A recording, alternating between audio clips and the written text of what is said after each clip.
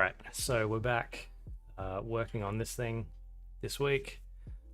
And yeah, we'll concentrate on texturing and lighting, I think, for the most part today.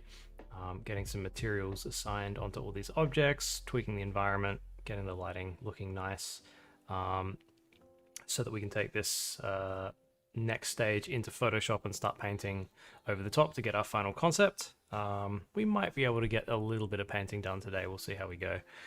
But we'll just aim mostly for materials and stuff like that. So I'll be running through my pretty simple workflow for getting PBR materials set up in Blender. We'll kind of do it from scratch. I've got a few shortcuts that I tend to use, but we'll do the process from scratch a couple of times.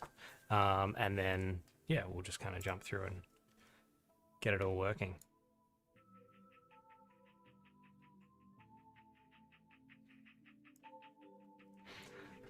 All right. So yeah, the place that I've got a big kind of collection of PBR materials and stuff saved on hard drives here and there, but I don't have any of them with me at the moment. But the place that I tend to get them from predominantly, for free ones at least, is this website called Ambient CG, which is really good for mostly basic kind of natural stuff. There's a lot of metals, kind of lots of stone, grass, that kind of stuff, and they're all free, so really handy little process to have. I also have a plugin for Blender called Asset Manager, which basically allows you to save out materials kind of already set up, ready to go. So I have a few in here, just kind of like a really basic set of stuff. So this is how I would speed up the process of setting this type of material up, but for today we'll just start out kind of doing it manually, and then so you know anyone who's watching and learning this stuff knows the actual full process, and then we might jump into a little bit of the quicker stuff just to get it done. But yeah, so we'll start, I guess, let's start with the robot head. And start getting some materials on this, and yeah, we'll just maybe jump into here and find a couple of metal assets that will work well for that. Something a bit rusty would be nice, but I think what we'll actually do is set up a little bit of a mix between our metals in Blender so that we can get a little bit of both. So I quite like that one in there. Kind of fun, and let's grab one of these more beat up looking ones as well.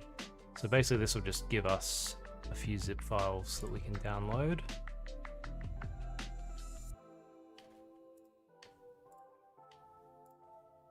So we'll grab those three.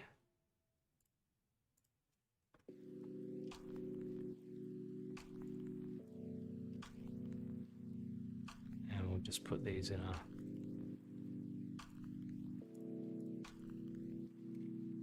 folder on the hard drive so we can grab them easily. And just going to unzip all of these.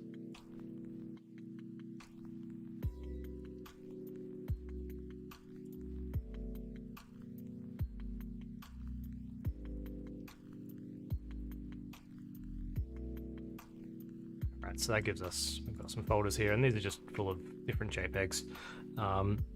For all of the different maps essentially that we need for texturing. So we've got color maps, displacement maps, roughness and metal maps, and normal maps. So we'll use some of those maps. You can use all of them depending on what kind of look you want. So we'll kind of just having all of those set up in a few different places is what we want. So let's jump back into Blender. And we'll just come into the shading tab here.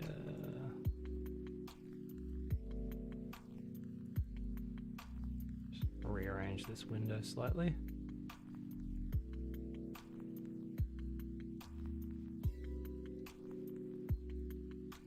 All right.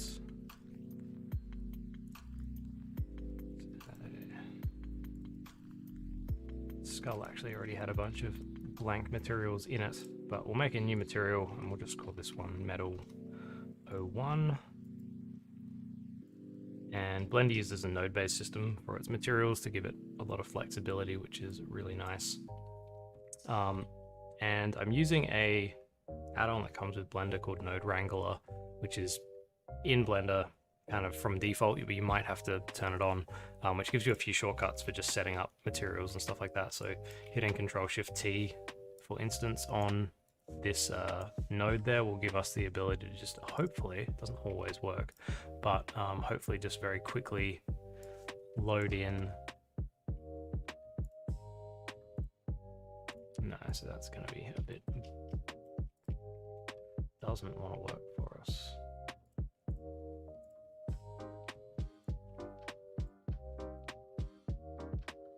No, that's all right. I always find that sometimes doesn't work, and I've never really figured out why. But anyway, we use the slightly slower version, which is just Control-Shift-T, which will give us a basic link for getting the image texture in there. And we can actually just, from this window here, which is where I've got these, we can actually just drag these straight in. And start linking them up. There's a lot of really good simple tutorials for doing this type of texturing on Blender, which is going to be way more concise than me kind of demoing that as I go through the process of this image. So I would, you know, if you are curious about this, definitely go and check that stuff out, because it's really simple to do. It's just a bit of a process to learn, basically just memorize. So yeah, if you are curious about that, you can check that out. There's heaps of them on YouTube. Basically just search for PBR materials in Blender and it will show you the way. I see a couple of people in the chat already. So hey guys, thanks for checking in. Please let me know if you've got any questions about anything that is going on. So just going through here and applying these maps, and you can kind of see, depending on which channels we plug them into, they're going to affect the texture in a different way. So this one that I just plugged in was a metalness map that basically tells Blender where to make this texture metallic and where not. So you can see a pretty clear change between the appearance of those two between the different plugins. I'm just also setting all of these to be box projected, which basically means these textures get projected at the surface from every direction, so we don't have to UV unwrap. It's kind of like a really cheap and nasty way of getting stuff to look not terrible pretty quick. So we'll get a roughness map in here as well. Plug that into the roughness node. And you can see that's making this really, really shiny, which is actually probably not what I want. All of these maps are basically just black and white images. Black meaning off and white meaning on. That are affecting how this texture kind of appears. So the nice thing about that is it means that we can adjust essentially what that black and white value is quite easily. So if we want this to be rougher, we can turn it up a little bit to make it a bit brighter, get some more white in there, which means that it's going to overall be a lot rougher.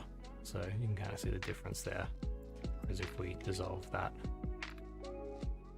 in there, you'll see that this comes back much, much more shiny. So yeah, we can kind of, that's the nice thing about having these node-based controls, is we can play around with this stuff really, really easily.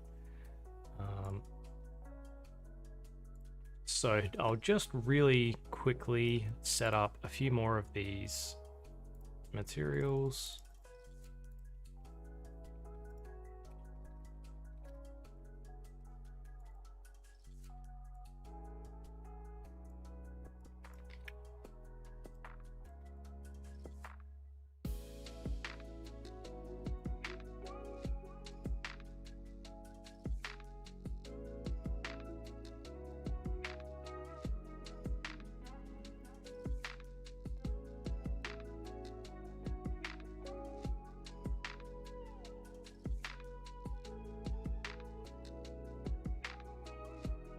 All of these secondary maps should technically be set to non-color. I like it in there, roughness in there. Cool, so that's looking pretty good. I've also got a normal map, which I haven't actually, didn't put on the other one, so we'll go back and do that. Normal maps are a little bit different in the sense that they need an extra node in between before you hook them in, just so Blender knows what it's looking at. Oops.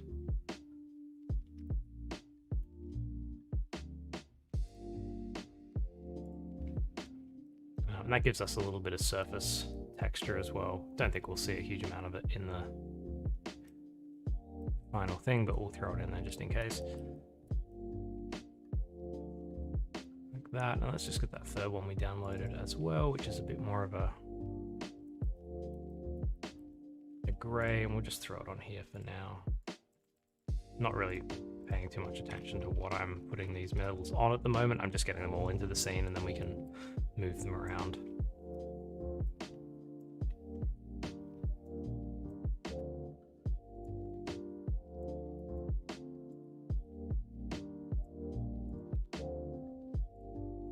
And of course, all of these extra, like the metalness maps and the roughness maps, like I said, you don't have to use them all. It's just if you want the texture to look, you know, kind of how it is in, you know, on the website or as a photographic thing, then you need to use all the maps. But if you want to stylize the look of them or anything like that, it's, you know, that's totally fine. You can pick and choose.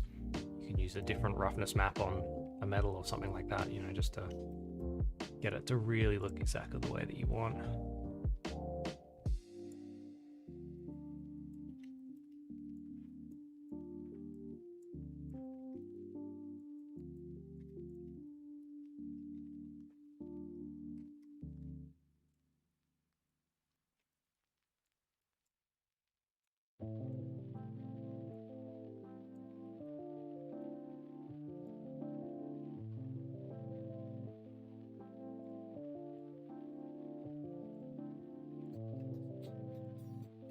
And it's a little bit tedious having to go around and kind of click all of these nodes in all the time, which is one of the reasons why having something like Asset Manager is really, really handy, because of the fact that you can just very quickly, for instance, come across here.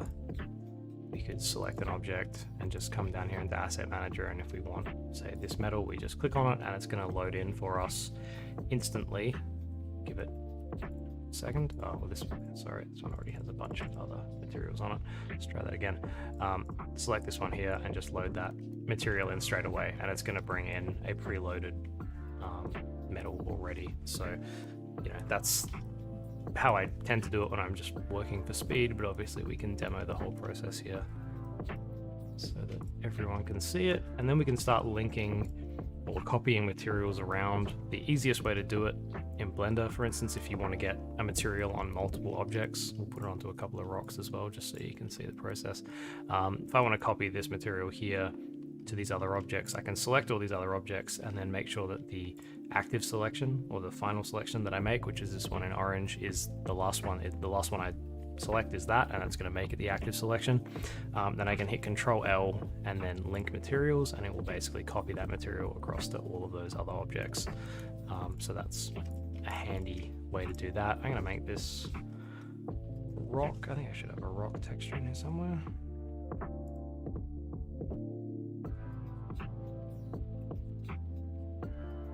Yeah, not too bad.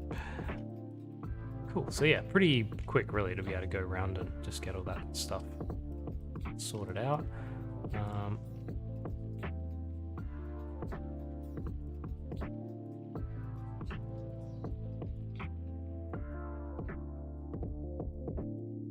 So we'll just quickly, actually, do I have that in a...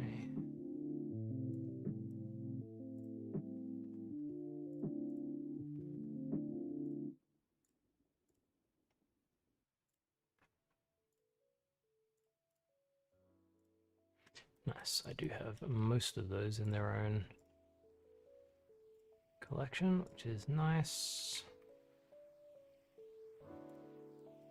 So let's just give them all the same metal material for now, and we can put a bit of variation into it in a second. Let's get a ground texture on here. Looks a bit crappy, but And we'll just copy these rock materials around. It's just more important at the moment to just get all this stuff in some way, just so we've got something that we can look at and compare everything to, basically. And then we can start tweaking and editing.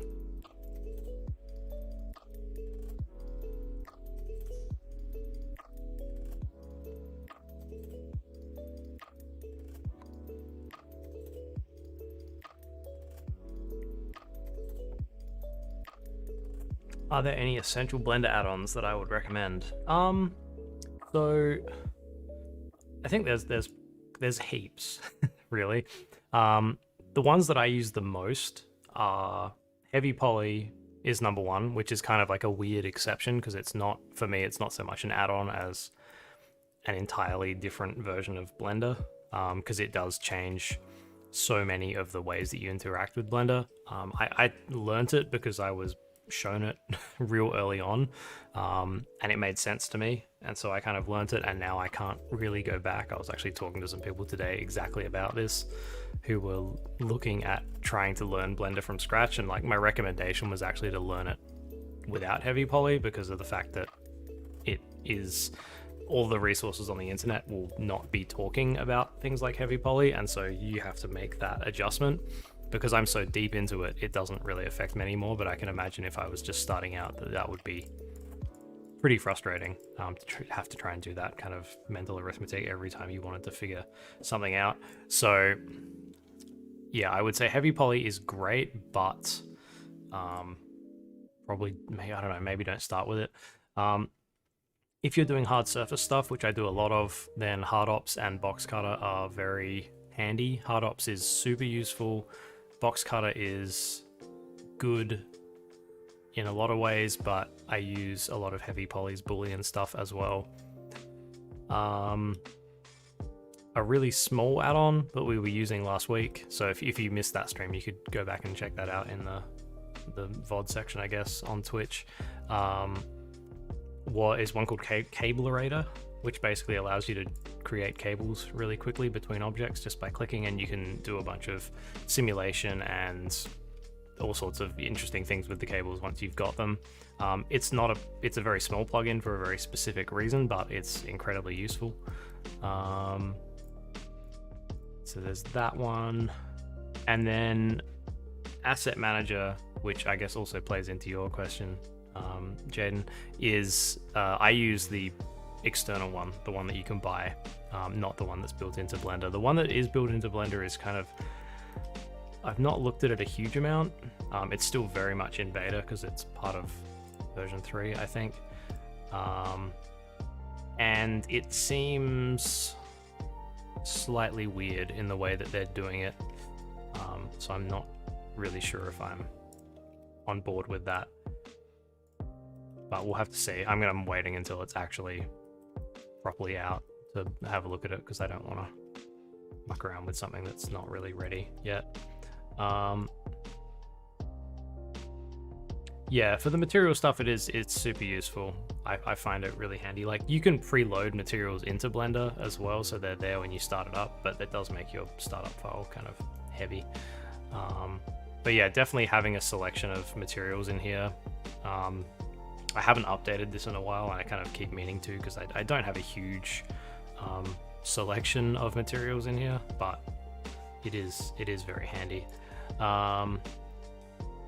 So yeah, I think I need like a rubber texture, so I'm going to see if I can find one on ambient CG.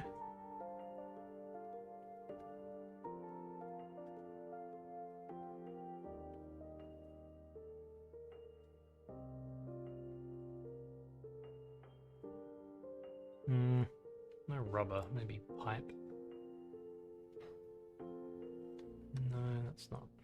One of them might be handy, but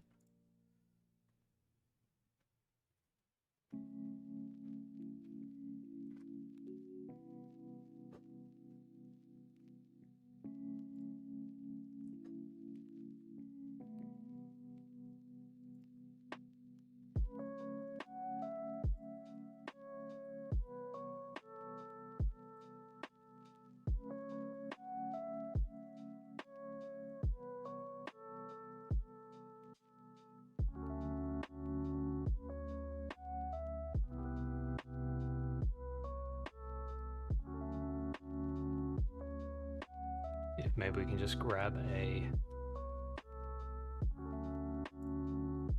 map from one of these other ones and use that on a different in a different way to get the right result.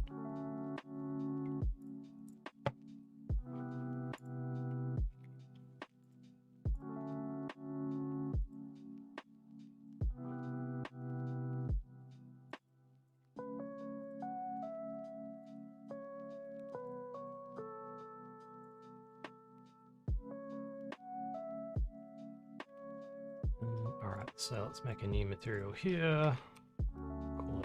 I'll just call it pipes. And then yeah, let's grab maybe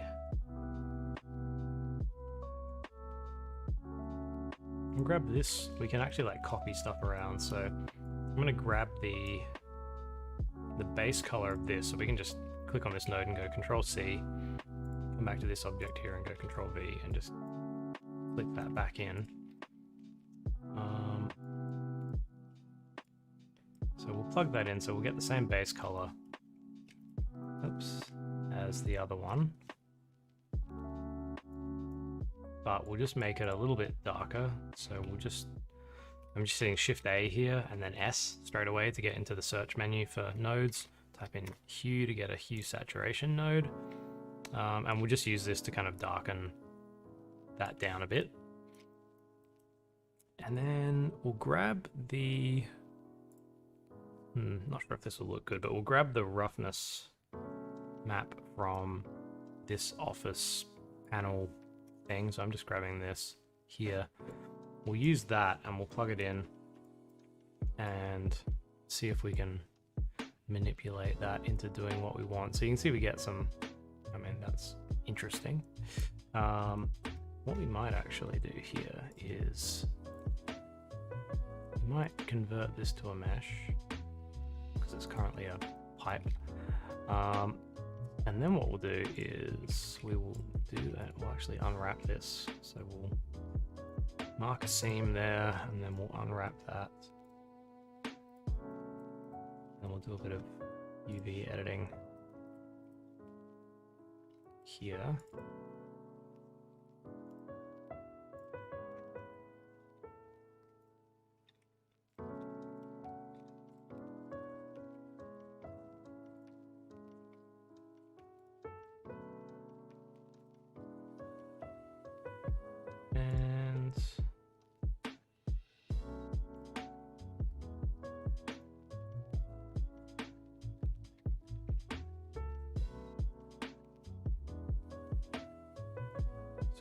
Jumping around a little bit here.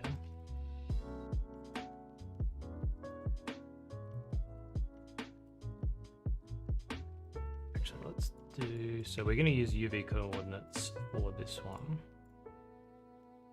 And we'll use UV coordinates for both of them actually.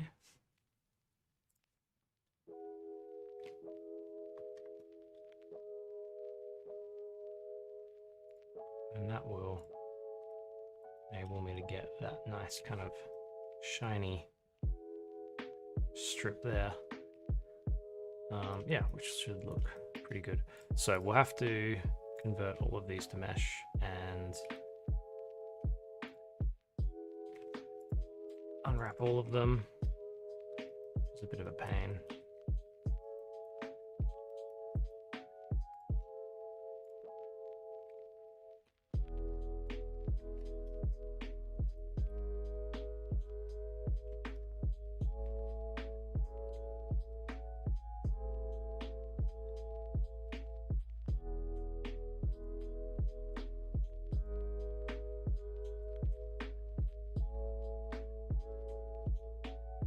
Maybe we'll just do the ones that get close to camera because I don't really want to sit here and unwrap stuff.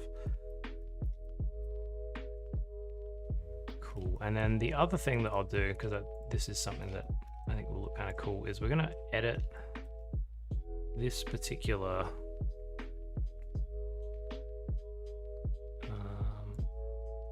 I'm going to mix a couple of things through some of these materials because we want to get a bit of like moss or something and rust growing on this robot's head. So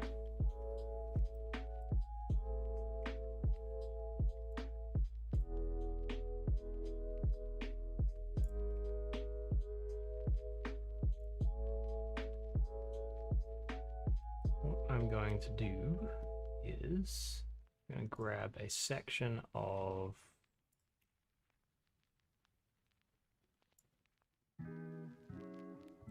all of these, which is basically a shader in one. We're going to paste it into here.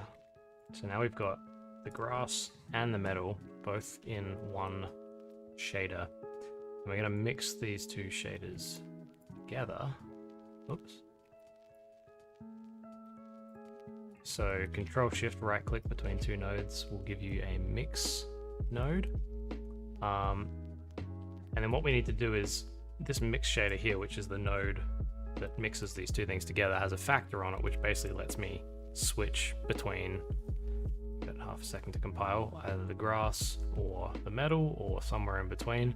But instead of just having that as a plain value, what we want to do is use some other inputs to control what that is mixing on. And because this is moss, what we want to do is have it grow on all the upwards facing surfaces. And so what we'll do there is we can add a geometry node, which will allow us to pull the normal information out of the object, which is essentially the information that tells Blender what way all of this is facing, whether it's up or left or right or down or front or back. And if we Control Shift left click on a node in Blender, what it will do is actually link that node up to be visualized in the viewport. So you can see as we click through this, we've got all of these representations of different factors, right? So whether or not a mesh is back facing or not, how pointy it is, although that's only going to work in cycles, which will show us the pointiness of an object, random color per island. So what we want is the normals. So you can see here that we have the normals, which are directions of orientation described by different colors. And we want to separate these out into X, Y, and Z, because X, Y, and Z are the three axes of direction that we have. So there is a node called exactly that in Blender, separate X, Y, Z. And so you can see here that if we flick through all of this, we get a black and white representation of left and right, backwards and forwards, and up and down. So we want the up and down. And again, with any black and white thing in Blender, we can assign a color ramp to it in order to control the contrast of what's going on. So if we just want everything facing up, then we can get that. And you can see that if we, for instance, if we rotate this object, it obviously updates that black and whiteness, essentially. So we can now use this black and white information to drive the mixture of these two shaders. So if we do this and then come back here to the end result of our node, it's backwards, but you can see that it's working. We now have a mixture here where we have the grass showing up on everything that's facing up and down, and we have metal on everything else. So that's kind of nice. Oops. And then using this ramp, we can control how much that might spread. That's a pretty simple mixture. You can add noise and all sorts of other things to these as well if you want. To really, you can push this as far as you want. There are also quite a few good plugins that do this stuff a little bit more automatically as well. There's one called Fluent Materializer, which does this kind of to crazy amounts. And yeah, there's the Quick Materials as well, which I think is the other one, which kind of does similar things. But for this particular image, like that's going to be totally fine. Just going to push this. Don't want quite as much moss on there as I've got, so that's kind of a nice little thing. So, and then we could copy this across to any other set of materials that we wanted. Just copy all of that. So if we wanted to have the same effect, for instance, on the rocks here, we could then paste all of these in like that. Oops. Mix those two together.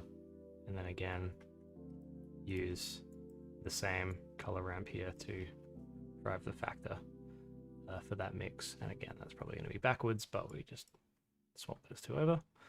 And then again, we've got all of our rocks now have grass on them on the top facing surfaces. So we can see that's the same thing's happening here with our robot arm. If I decide that I don't want that to happen on the robot arm, at the moment the head and the arm both have the same material, but I want to keep everything else the same. What I can do is, for instance, if we select everything in here, this number next to the material tells you how many objects are currently using it in the scene. So there's 63 objects that are using this same material. If I click on that, it will create a duplicate and separate it out so that now only this active one is using it. So we could then, for instance, delete all of this if we didn't want that mix anymore. Just take it back to regular metal. And then we could call this, for instance, metal, you know, no grass. And then we could link that across to everything else that we wanted to be normal metal again. So yeah, once you understand the concept of like sharing materials in Blender, this gets a lot easier to understand. But if you want things to be a different color, you have to have a new material, basically, even if it's only a slight variation on something else. So let's just jump back into our camera here, go back to our modeling tab, and even now, just with some simple materials on it, you can kind of see that we get a lot more interest in the scene. You know, much cooler to look at already. So within a relatively small amount of time, we've managed to get something kind of cool working. Yeah.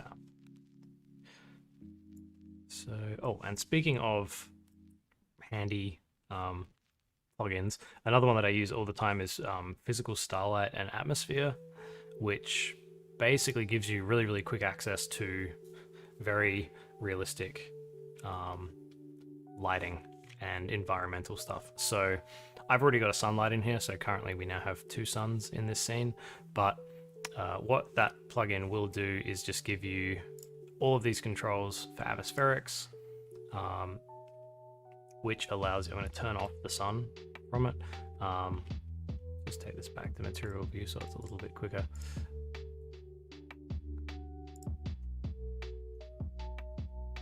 Bear with me for 1 second while the shaders compile. So yeah, you can see here that it'll build a sky for you with some clouds, and it will give you accurate scene lighting based on that. And it allows you to change time of day and all that kind of stuff, so you get, you know, really quick, nice, easy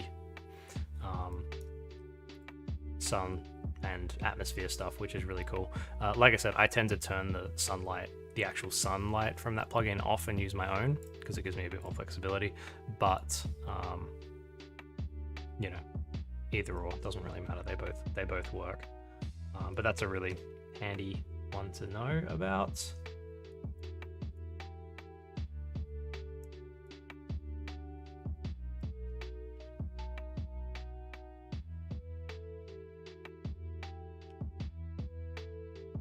So yeah, we can start to muck around with that. So yeah, let's just copy this rubber material across.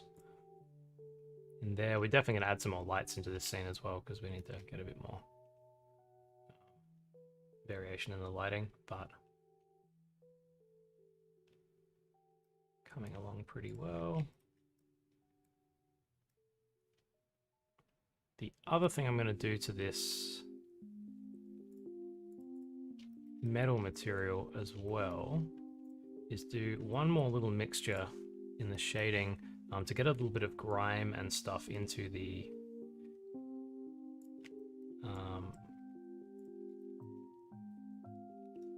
cracks and crevices. So 2 ways we can do it. We can do it either with ambient occlusion, or we can do it with pointiness.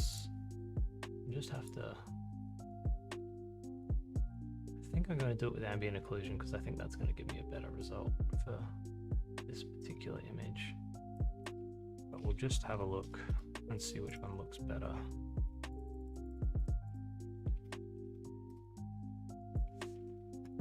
So pointiness only shows up. Oh, and now we have to wait for the render kernels to load for some reason.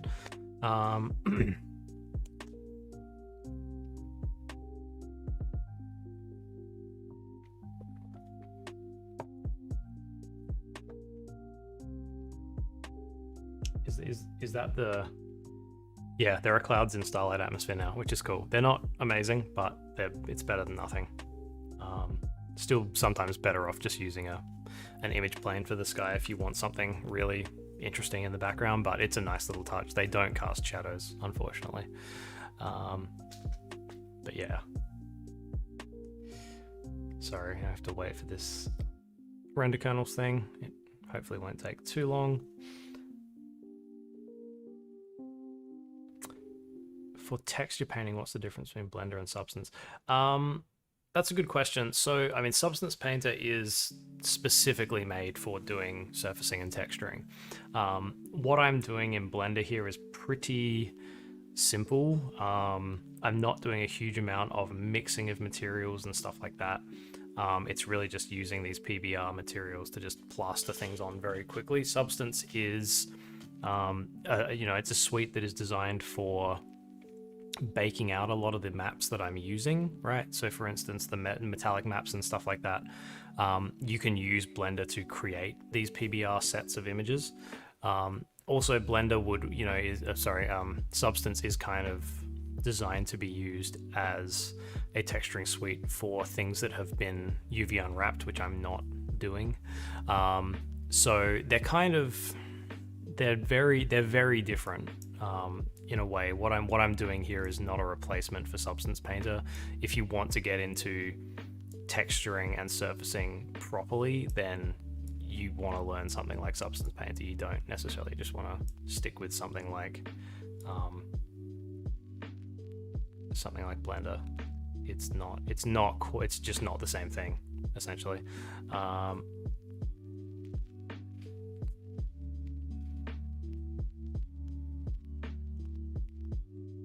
So I think, this is basically just a black and white representation of what I'm creating here with this node. I think I'm probably going to be better off using ambient occlusion because I think that's going to give me a slightly better look for rust and stuff like that, as opposed to the pointiness, which is, we can invert that because it's the wrong way. But yeah, I think it's going to serve us a little bit better to...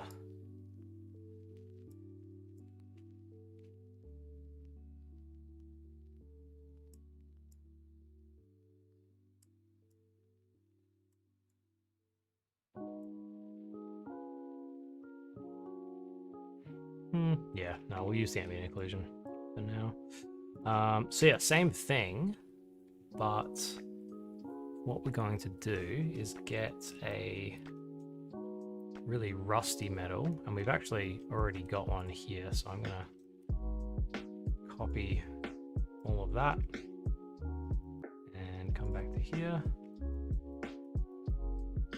Got that one already.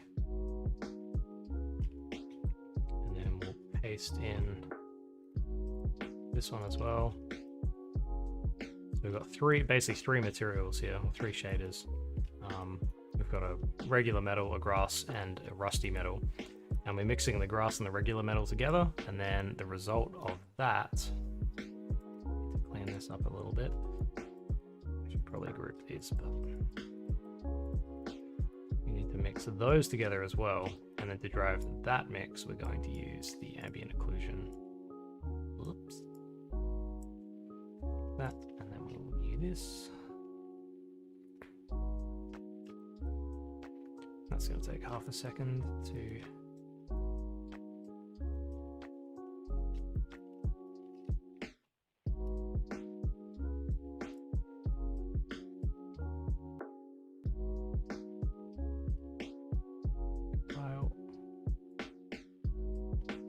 can see that that rust is only coming through now in the, just I'll turn this up and maybe make it a ridiculous color so it's a bit easier to see.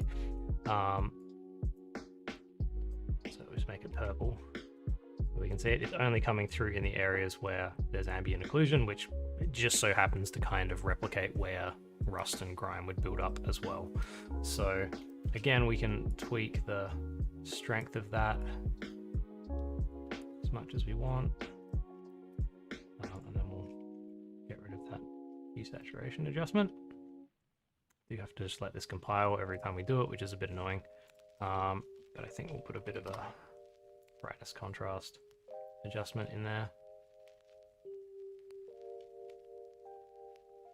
That way we can just turn it, turn it down a little bit, get a little bit more rust in there. And probably turn the roughness down as well. So all of these adjustments are being done with color ramps, and that will just make everything a little bit rougher. Like that. So, not perfect, but again, for concept, it's kind of alright. Just gives us a little bit more interest in there.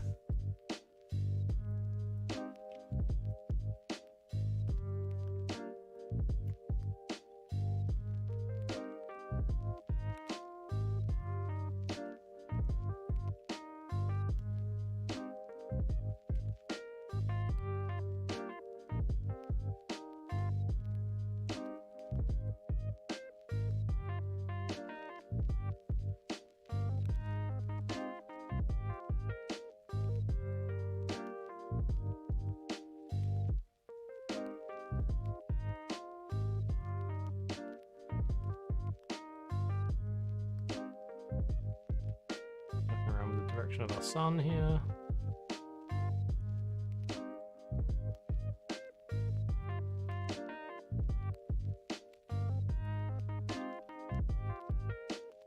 And I want to make this quite a misty shot as well, just because it'll look cool. So I'm going to put a bit of mist and stuff into here by basically making a cube and filling it with fog. So instead of surfacing this cube with a regular, at the moment it's just a white cube, instead of making this a regular material, we're going to make it a volume. So there's two different ways you can do fog. The simple way is to do it with the volume scatter, which will basically give you fog like this. It's obviously too dense, but that you can just turn up and down.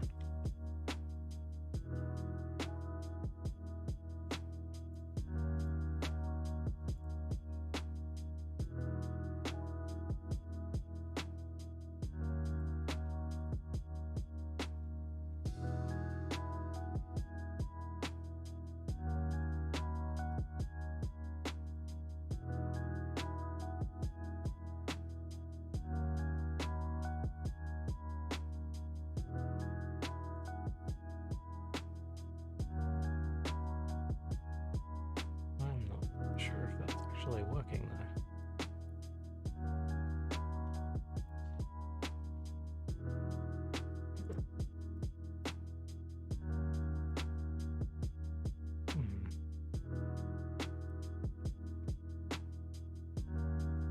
It's working in Eevee, but it's not working in cycles. Interesting. So that gives you a better idea of what we're doing with that. So we can put fog in there like that. This is a bug I've occasionally encountered in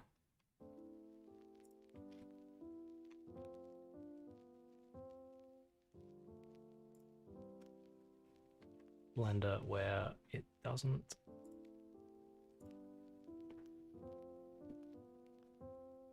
render the fog properly in cycles. So not 100% sure what's going on there. Just a bit annoying. The other way you can do it is with a principled volume, which is a little bit more complicated.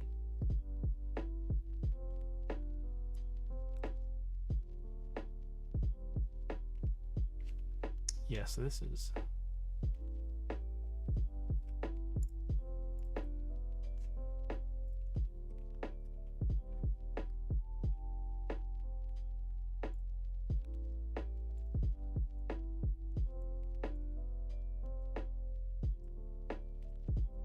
Something's going wrong.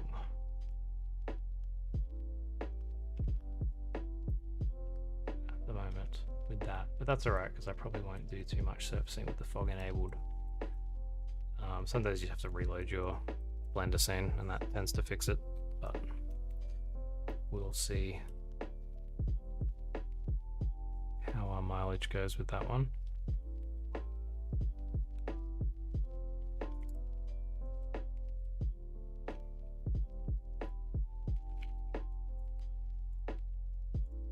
Just going to link these materials across to that other eye.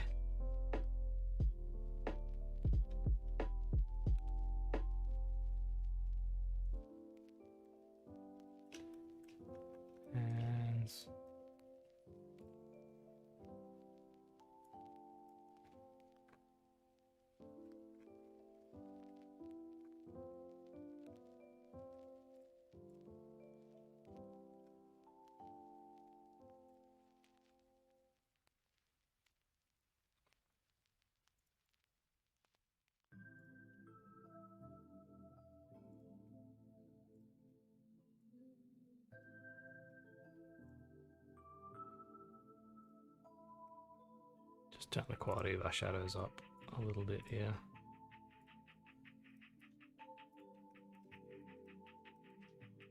Cool, so yeah, we'll just work into this in Eevee and then we'll figure out what's going on with that fog scatter later on.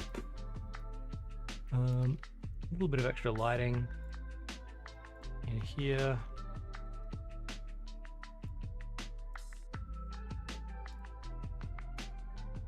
I think this is something that's really easy to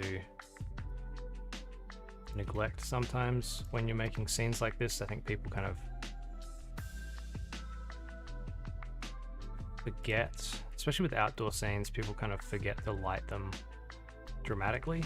It's a little bit easy to get carried away with just putting a sun in there and going, oh, that, you know, I'll make it realistic, I'll just put a single sunlight in there and that'll do. Kind of forgetting the fact that every time you go to the movies or watch a, you know, play a video game or something like that, the lighting is always very much considered a, you know, it's a thing that sits on top of realism oftentimes. So just putting a sunlight into a scene and going that'll do is usually not enough.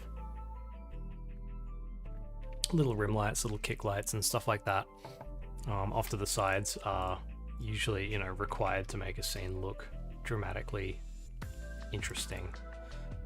Not always, of course, but it's not something you want to neglect entirely.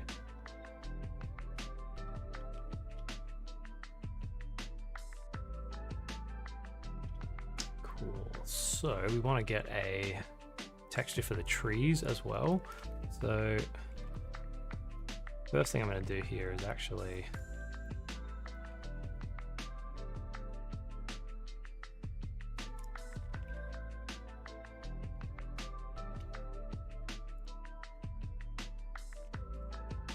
going to add a few more. These are not perfect trees, and we will be able to edit these plenty in the painting and Photoshop. I'm not going to take a huge amount of time to create super realistic trees in Blender because it's a bit of a pain in the butt. But what I will do is just select all of these and go into edit mode and then just start moving these around using the soft selects, just so we can, I'm just selecting random vertices here and just using, no, it's not soft select, it's called proportional edit in Blender. Just using this just to push these around a bit in slightly more organic ways so they're not all dead straight.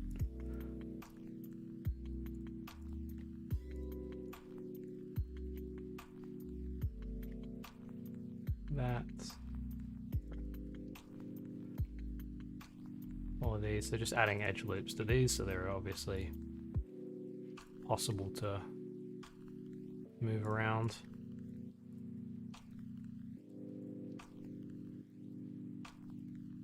That. And I guess let's also just scale these up slightly from the bottom so they're a little bit thinner at the top.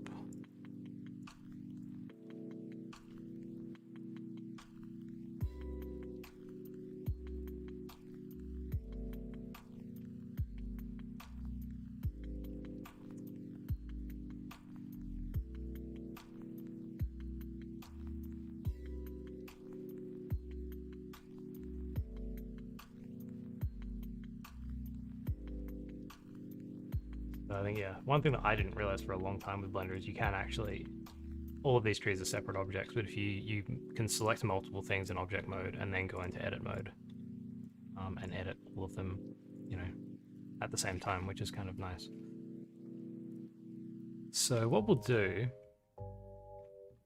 is let's just very quickly jump into Photoshop, and I'm just going to make kind of like a stylized hand-painted texture for those trees.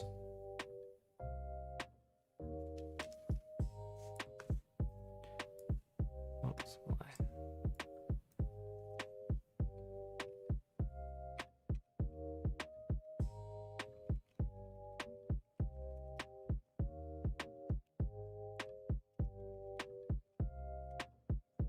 Log into this.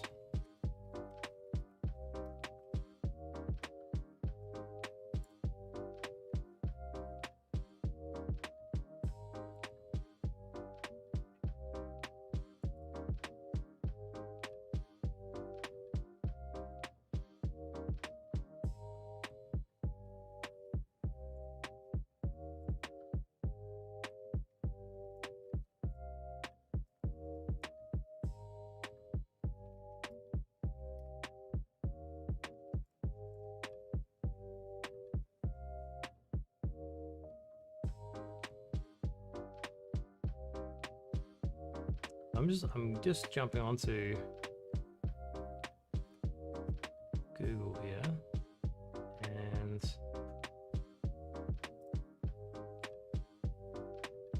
just gonna grab a very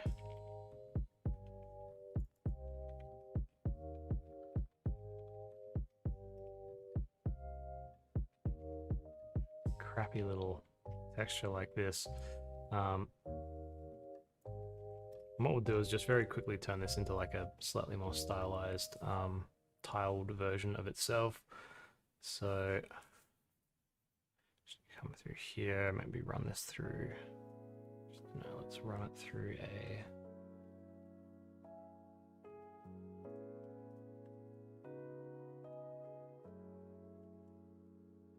run it through a smart blur filter, which will just kind of distort it a little bit like that. And then we'll just make it tileable by offsetting it in Photoshop, which will give us the seams we need to get rid of, and we can pretty quickly get rid of them using content aware fill, just to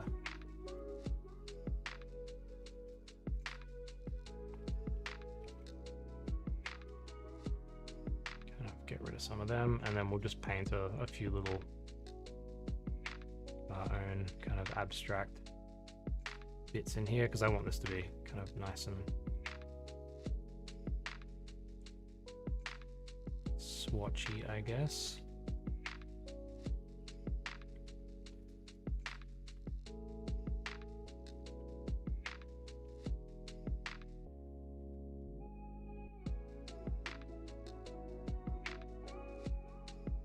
And just kind of looking for something relatively organic.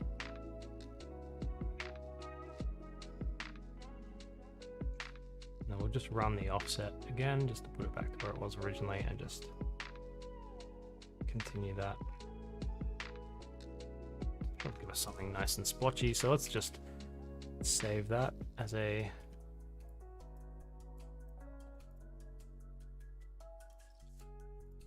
save it as a, oh, it's just that version of Photoshop that doesn't let you save JPEGs. Awesome. Export, save for web. JPEG. Save.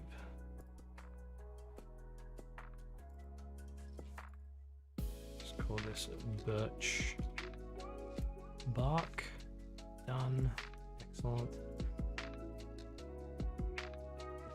Alright, so we'll make a new material, call it bark, and go find that JPEG, drag it in, chuck it on there for now. I'm going to turn the fog off, and alrighty, so that's, you know, it's in there. It's not looking great, but it's in there. Can probably use objects, maybe tube. Cool, that works pretty well. We just need to mess with the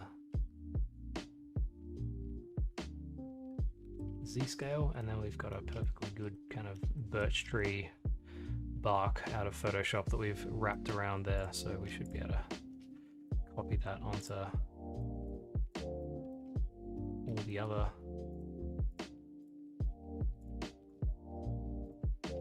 trees. That. Again, not looking for anything perfect, just something that works well enough in the moment.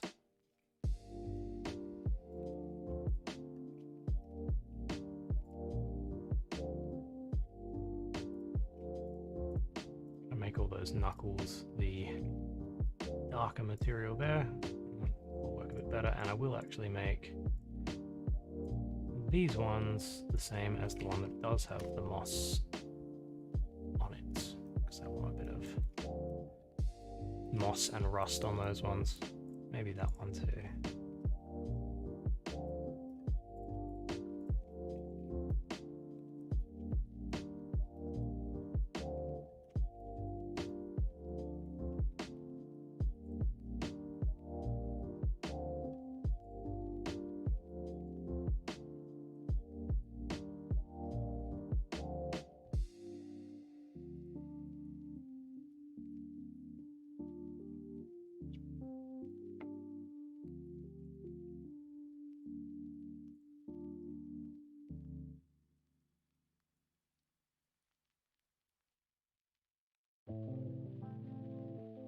So now we can just keep playing kind of with our lighting direction, figure out what we want to do with it. A little bit more vertical like that.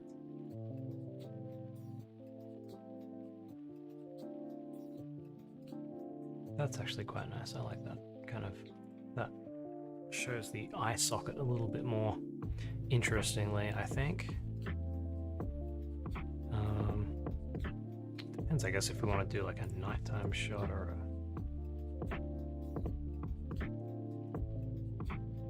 kind of a dusky kind of thing. The light angle doesn't make sense for dusk at the moment, but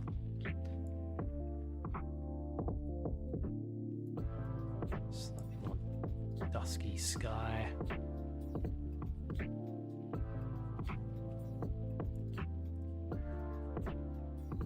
And then yeah, so you know, once you've got that stuff kind of sorted, it's just a matter of tweaking, really. And you know, knowing what you're trying to create is a big, I think, again, another thing that I think gets sometimes a little bit overlooked. And you know,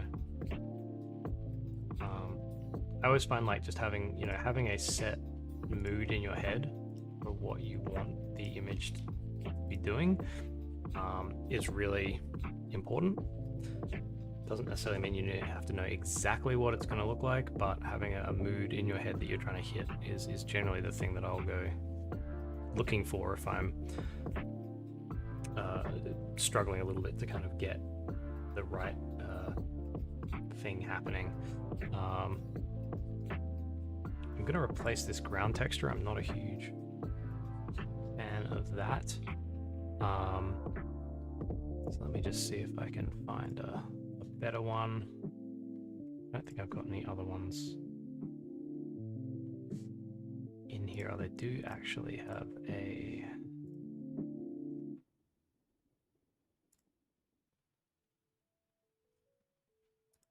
See if this is going to be any use.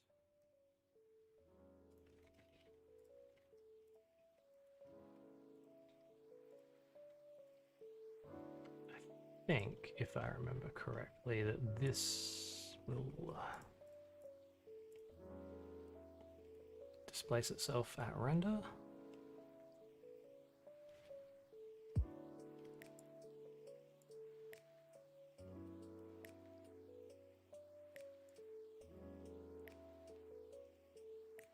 Yeah, okay, so that's a render time displacement.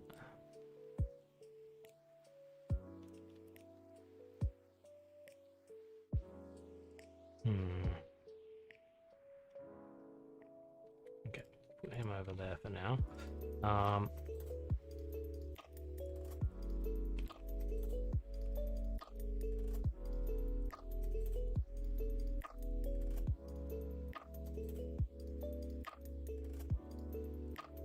Actually, why don't we let's do one more little hacky trick.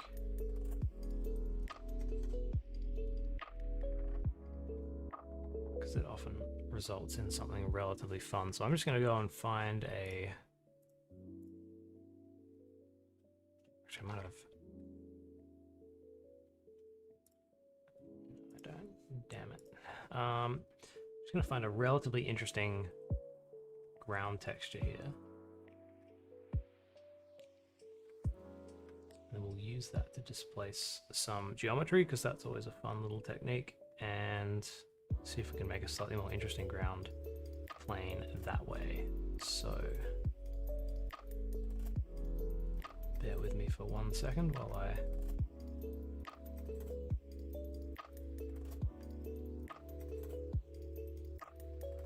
scour the internet.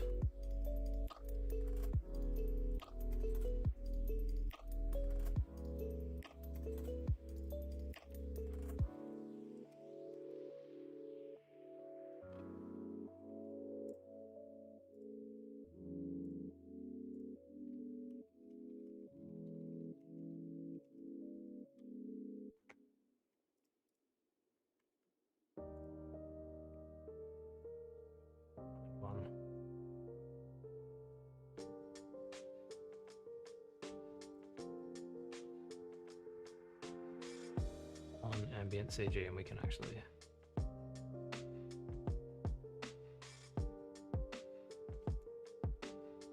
so yeah, let's use this one. This will actually do a better job.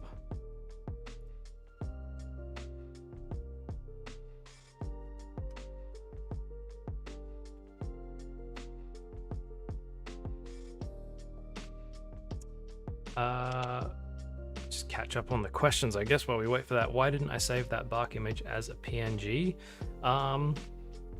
Mostly because JPEGs are fine. They're, you know, totally fine.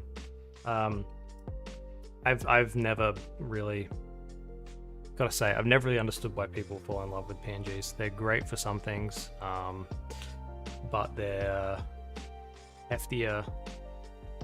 For an image, if you don't need the main, you know, the main thing that a PNG is going to add over a JPEG is the fact that you can store transparency or alpha data in it in the same image file. For something that doesn't need any transparency, honestly, using a PNG is just, you're wasting time having to sit there and wait for Blender to compile your textures, which is going to take longer on a PNG.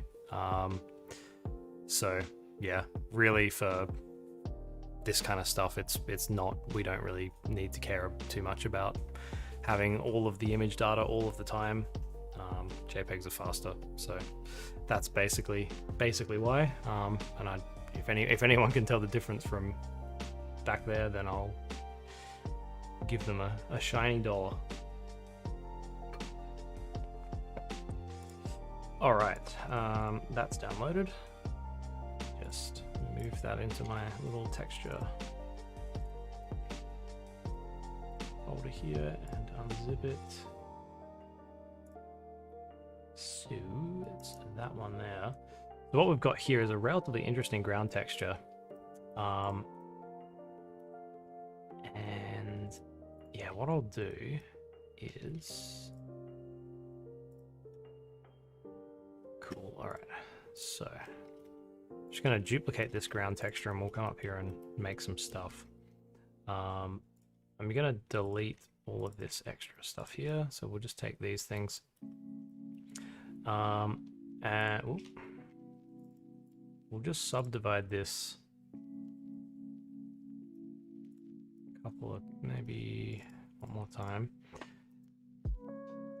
And then we will add a subdivision surface and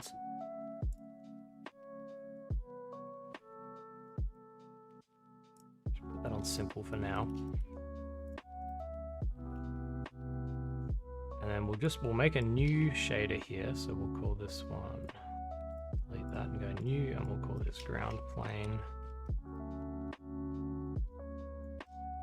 disp because we're going to displace it. And then let's just throw in this new texture, which is it's got some leaves on it and map. Ooh.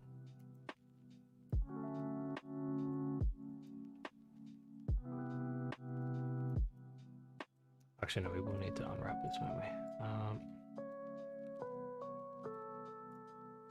Cool. We'll just unwrap that. Nice, flat. There we go. So we've got this, which has got some leaves on it and stuff. We can play with the scale in a little bit. And let's just put in the roughness map.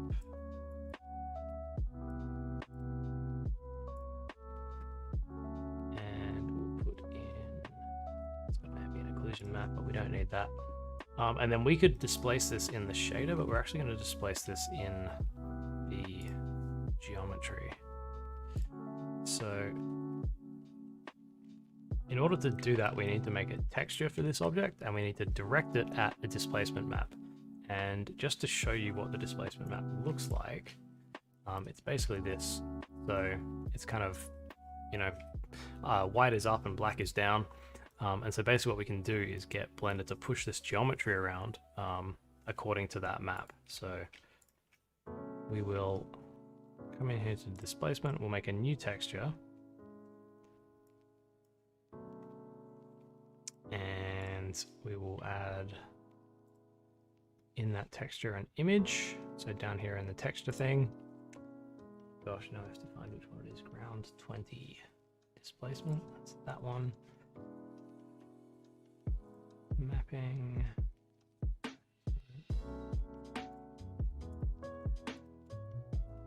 UV coordinates.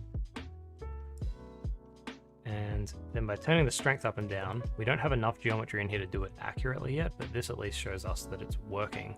And so basically we're using that to displace our geometry, and because it's the same texture as what we have in the shader, it's going to line up with the leaves and all that kind of stuff in here. So basically we can do that there, at least it should, hopefully. I guess this is not one that's meant to be particularly super displaced, but it's just a little bit of a mix sometimes of getting the right level of subdivision, but you know, gives us a fairly, ew, that's made way too much. Whoops. Something like that. So I think what I'm actually going to do, instead of using that one, is I'm going to grab a slightly rockier one and use that, because I think that will give me a nicer effect, and then we'll blend a bit of moss and stuff over the top.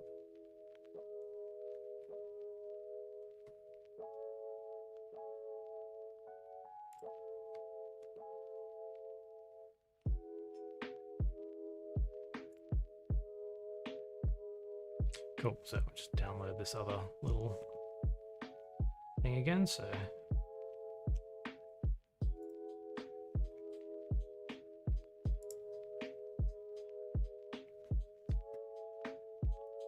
but that's the theory.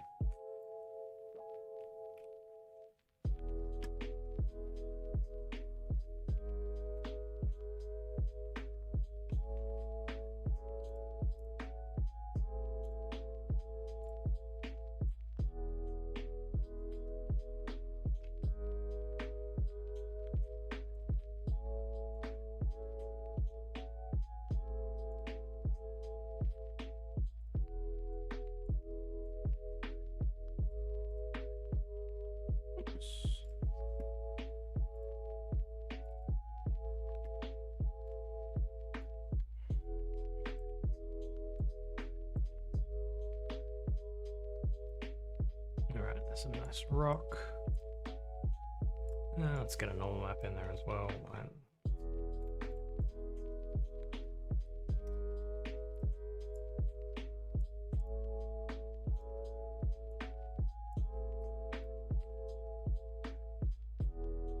Normal map will be nice. Roughness map.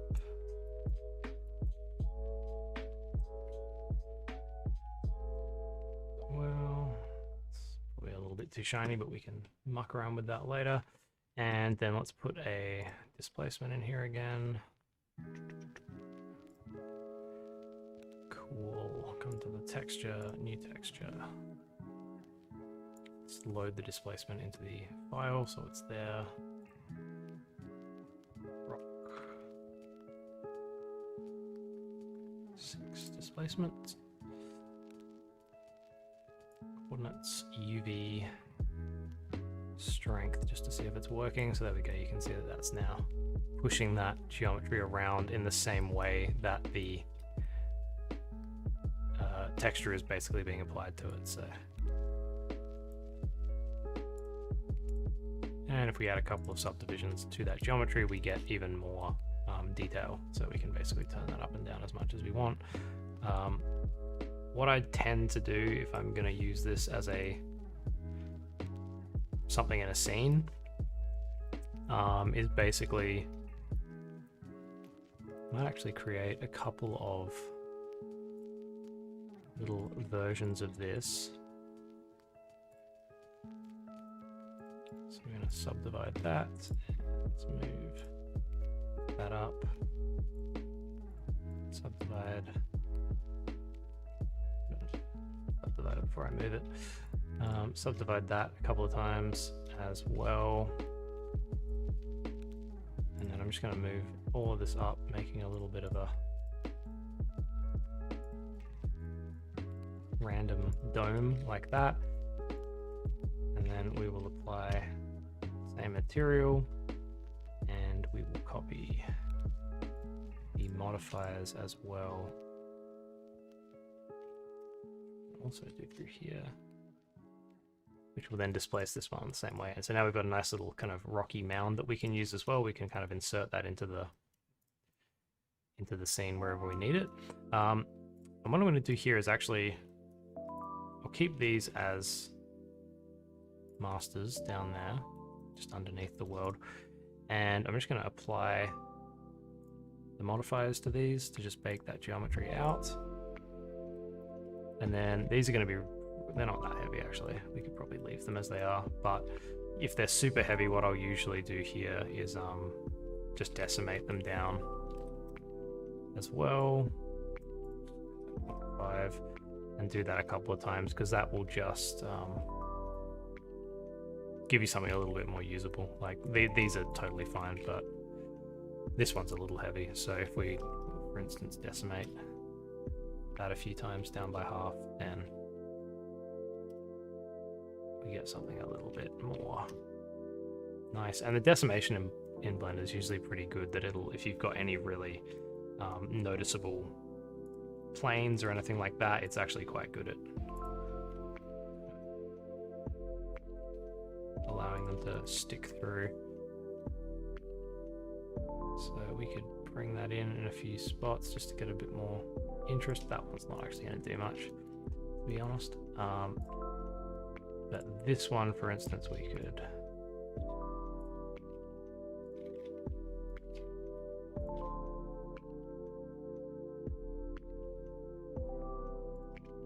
use it in a few spots just to bring some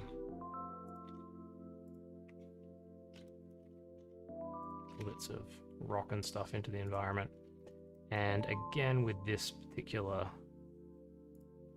let's call this rocky ground, with this particular bit of ground here, we could use the same trick that we did with the grass.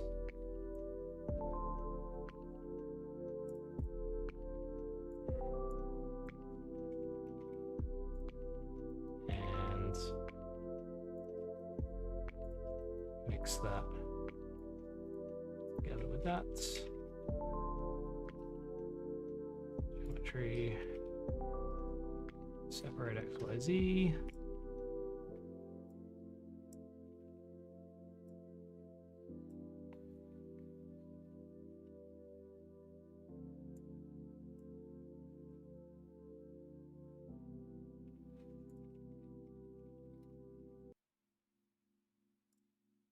Oh, I brought in a metal accidentally.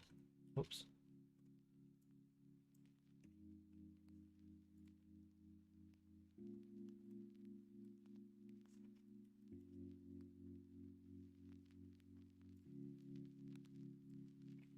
That's the one that I wanted.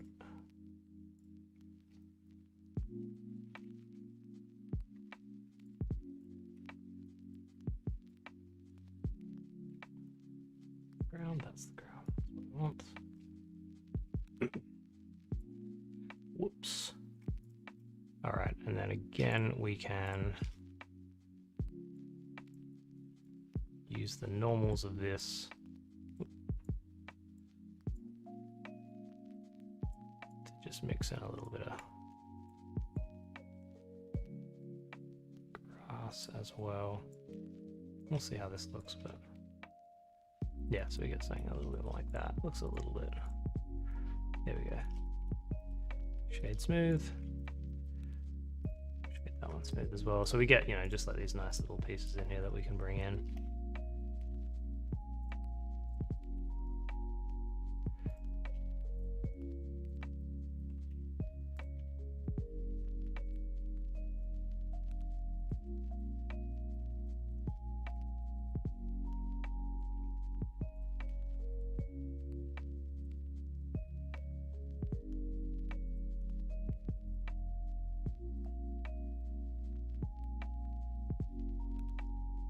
There are ways you can also blend between these two textures down here, because obviously you get with this fairly nasty, sharp looking stuff, but in this particular case, it's a little bit of a involved process, which I can't really be bothered doing, to be honest. And it's easy enough to paint around this stuff as well, so not too fussed. That's right, our fog's broken, but yeah, you can see we're getting somewhere with this. I should probably save this. That would be a good idea.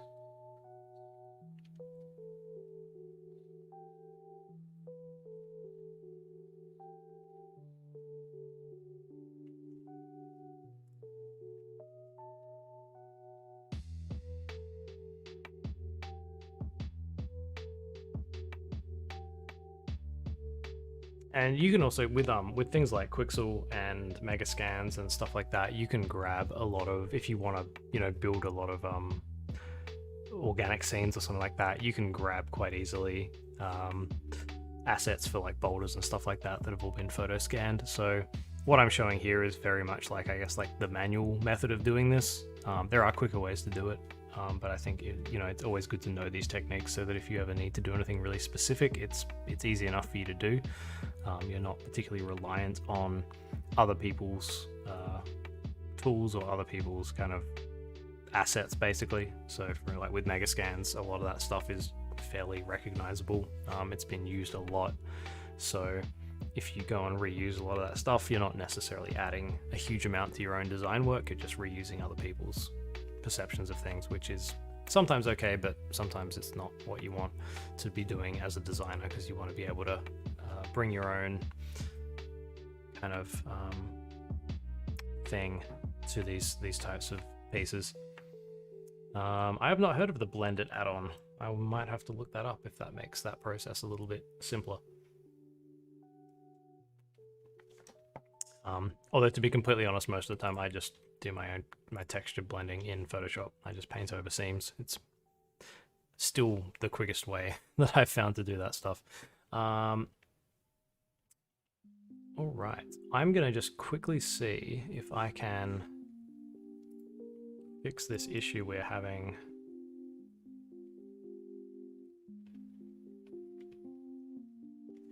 Yeah, throw it in the chat for sure. People can have a look at it.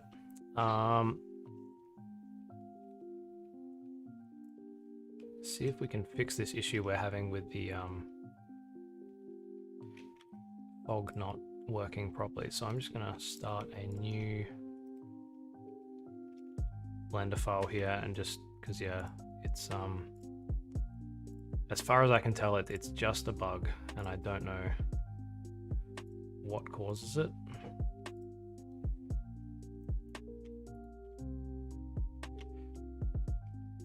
So yeah, it's working totally fine there. Weird. So let's just see if we can maybe reload our scene. Maybe it will work again. Oh, actually, you may not be able to post links in the chat. Spetsart, that might be.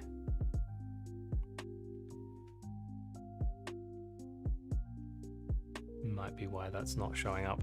I suspect you won't be able to link it directly, but if it's on Blender Market, I'm sure people can find their way to it.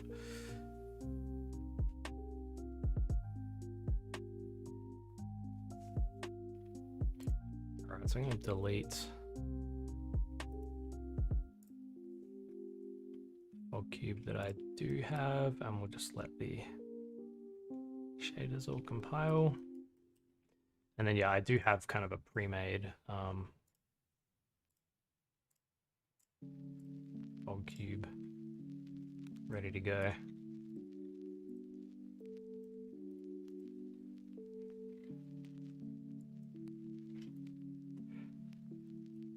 This one is at least working in Eevee. Hope that it'll work in Cycles. Yep, okay, this one's working, so who knows why, but we've reloaded the scene and now it's working, so that's good.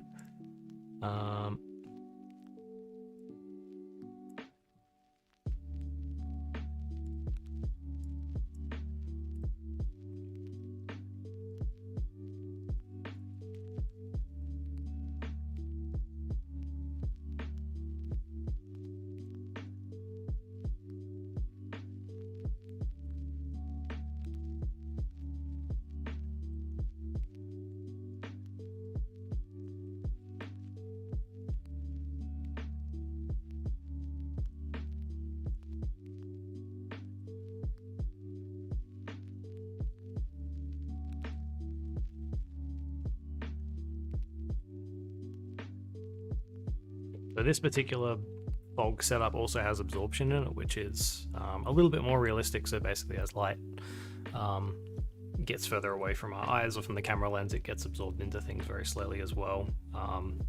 Regular kind of scatter fog doesn't replicate that. And again, to be honest, most of the time you don't really need it. But yeah, this one is a preset one that I've had set up for ease of use, so it does have that in there, which makes it a little bit more realistic. I'm just going to work on getting a few. I'm going to open up another 3D viewport here. Work on getting just a few interesting shadows to be cast across this scene. I'm going to do that by just borrowing a few trees.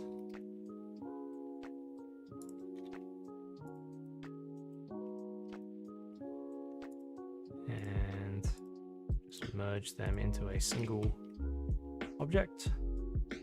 and then we can move them here and we'll be able to see where they cast into the scene.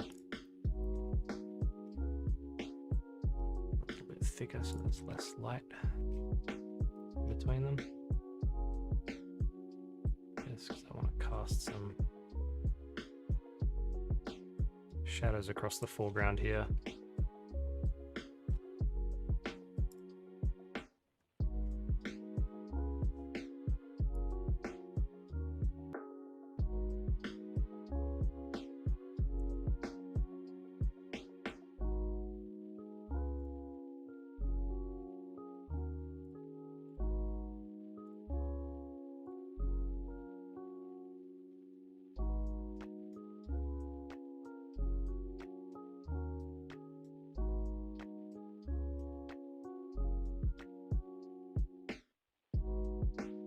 Yeah, just lots of tweaking the light and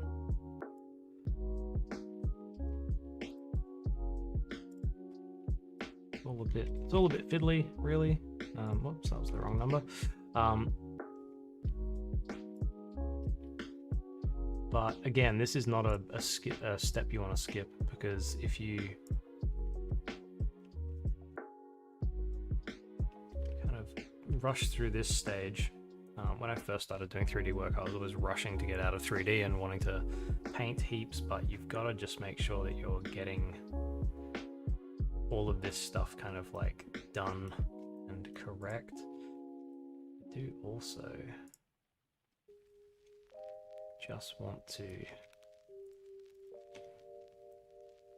make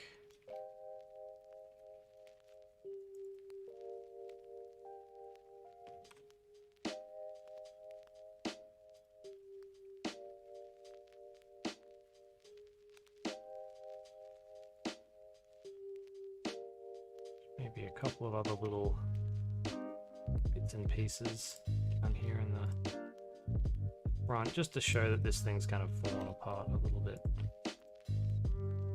more.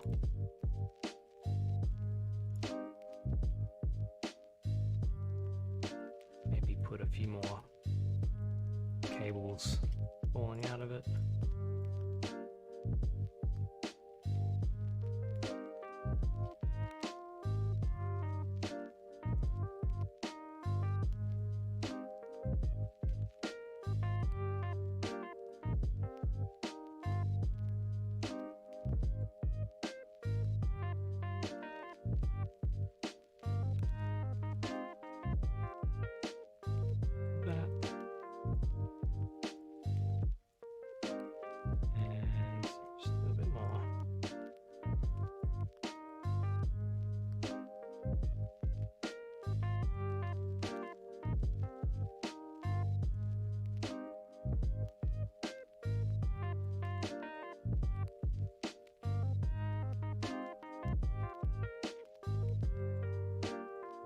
Cable simulation here.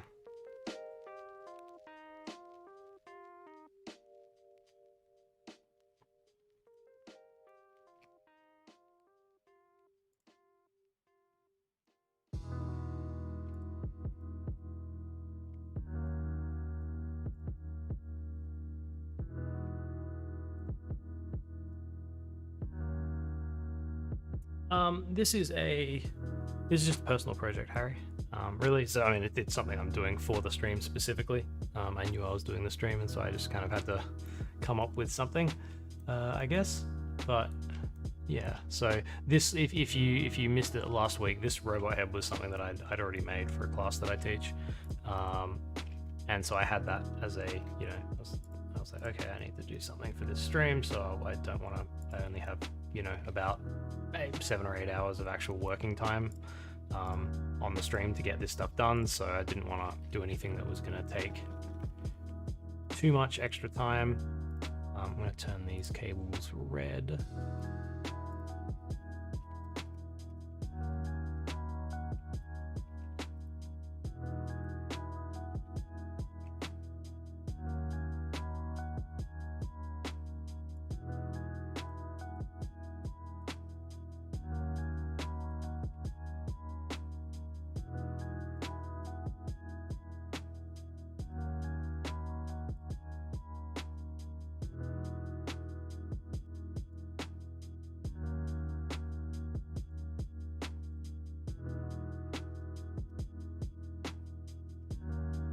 fix that one too. And then we'll make this one. Oops.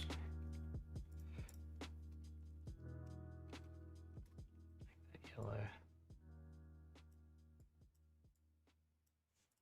Cool. Yeah, I can barely even see the yellow one, but oh well. Yeah, so this was just something that I was kind of looking to build up and just have a bit of fun with, really. So nothing too crazy.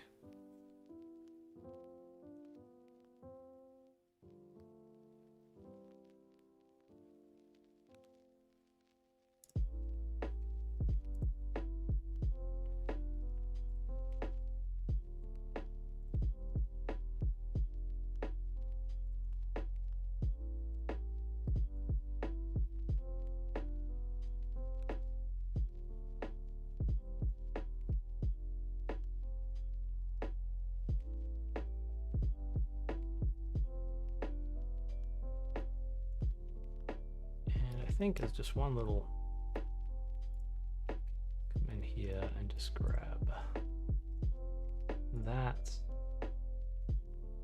just inset it. Ooh, hang on.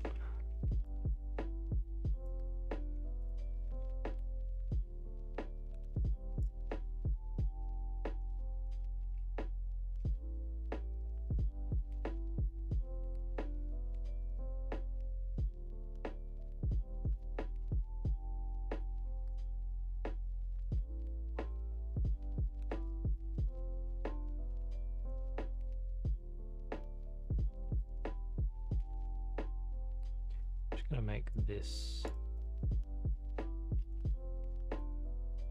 glowy.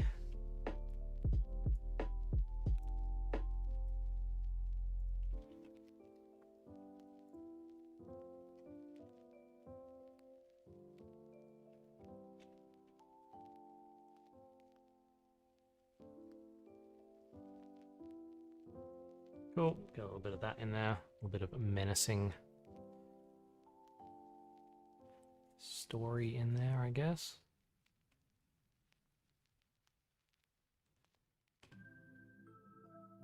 So this is all looking obviously a little bit noisy in the viewport because we've got volumetrics in there which kind of fog everything out and make the render not quite as high fidelity.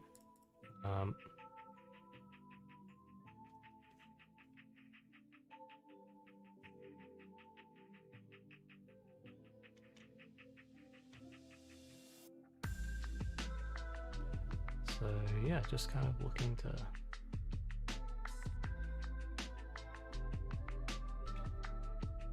see if there's anywhere else I want to add bits of detail or anything like that. I think a lot of everything else I want to do in here is kind of just probably mostly Photoshop stuff.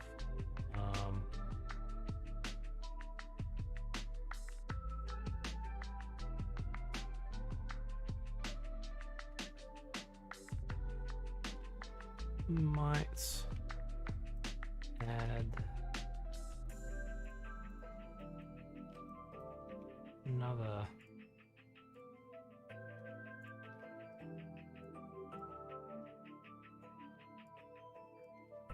light in here, just a bit of a kick light off the back. His head.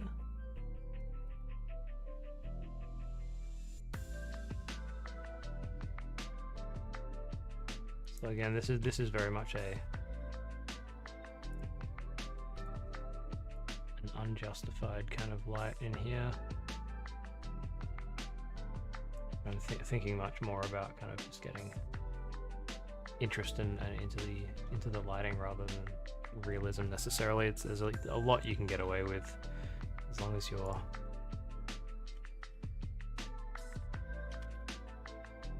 kind of careful with it.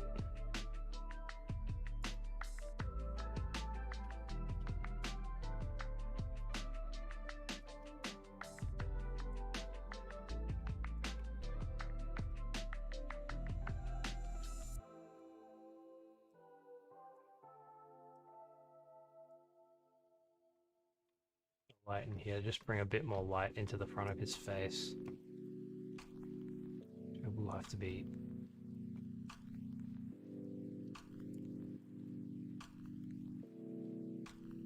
So I make it quite a large light.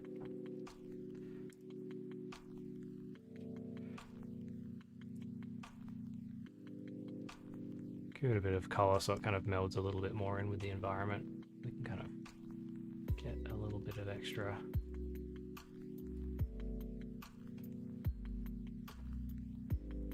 Whoops, I don't mean to press that. That's the actual render button.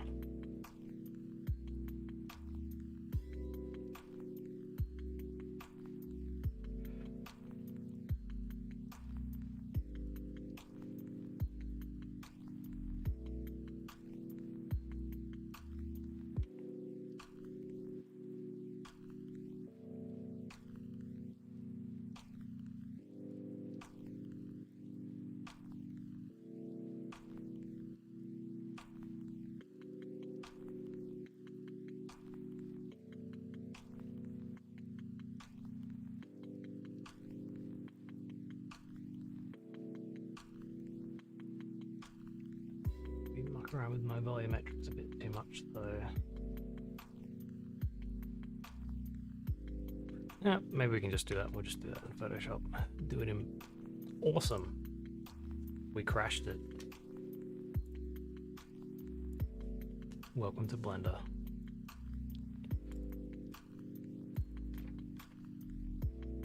Let's try that again. Find out where our recovery save was.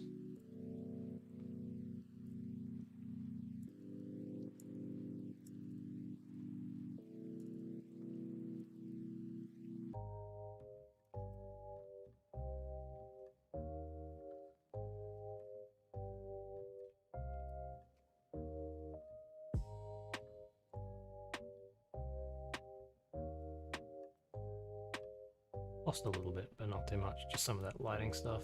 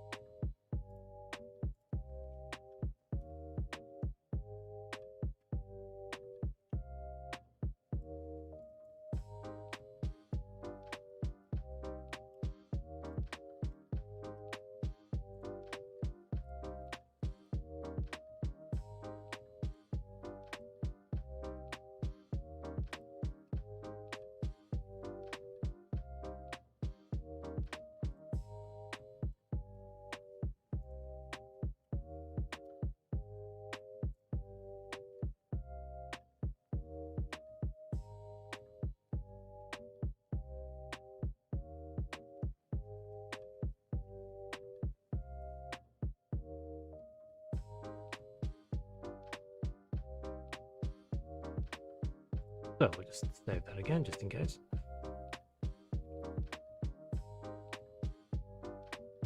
But yeah, and then I think, like, you know, we're pretty much, for what I need out of Blender, I think we're pretty much good to go here. So we might be able to just very quickly here at the end, I'll run through my kind of just rendering checklist, make sure everything's kind of set.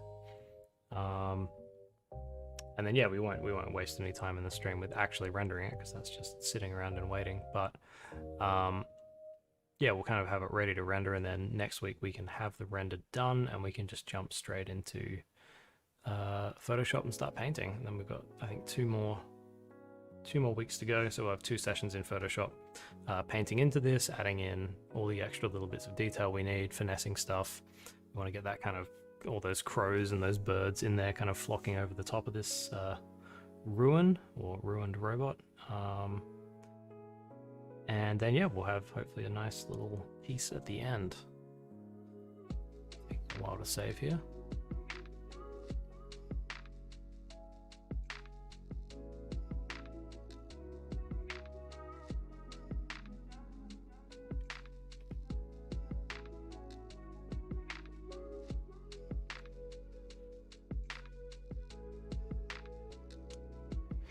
Taking a real long time to save.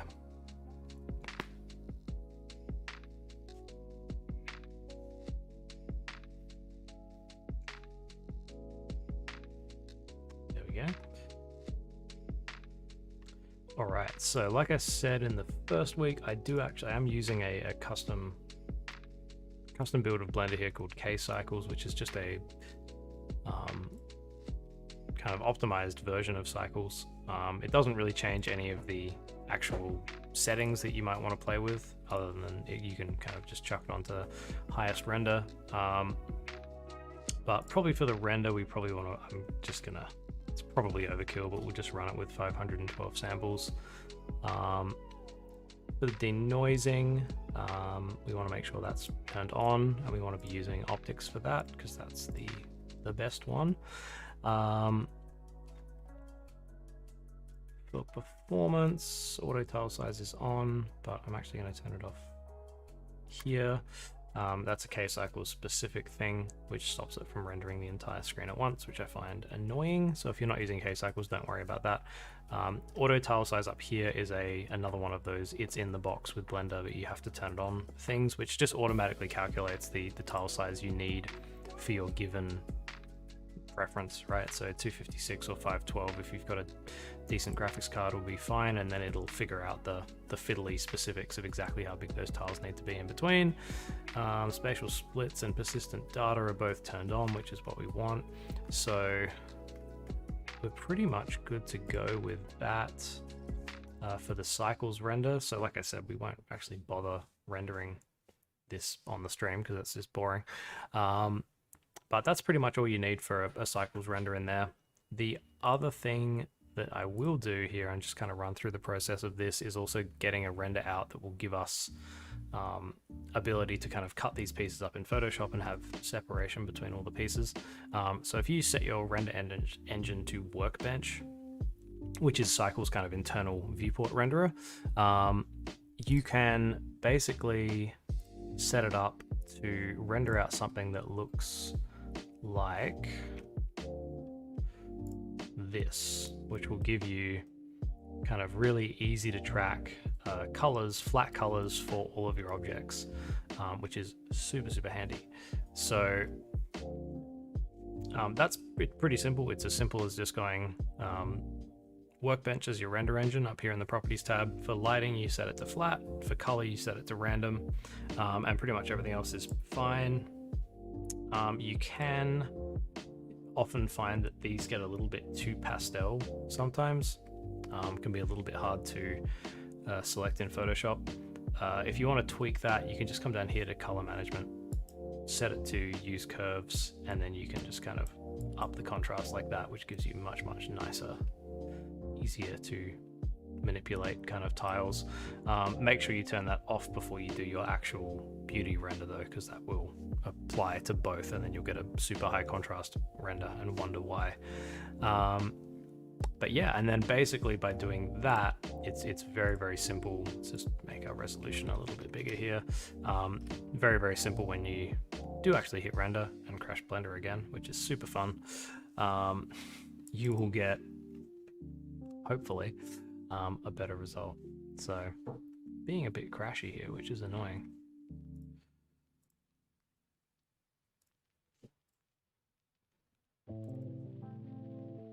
Although luckily we did save it, so we don't have to bother with that screwing things up too much.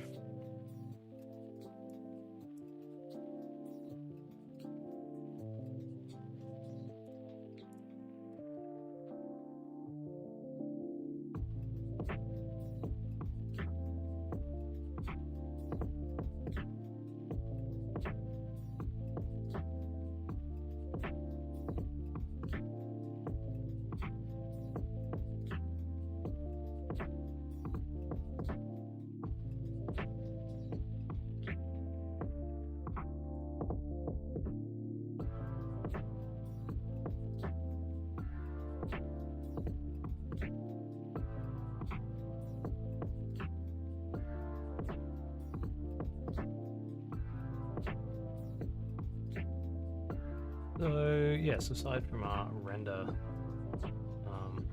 our stuff that we set up, we didn't lose anything, but which is good because we had saved. But yeah, maybe let's just chuck a little, well, we've got a few more minutes. left on the stream here, let's just add a little backdrop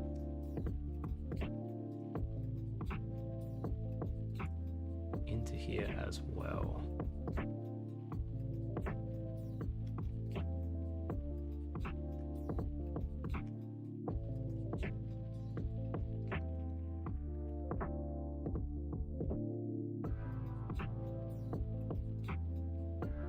I'm just going to grab a suitably foresty image.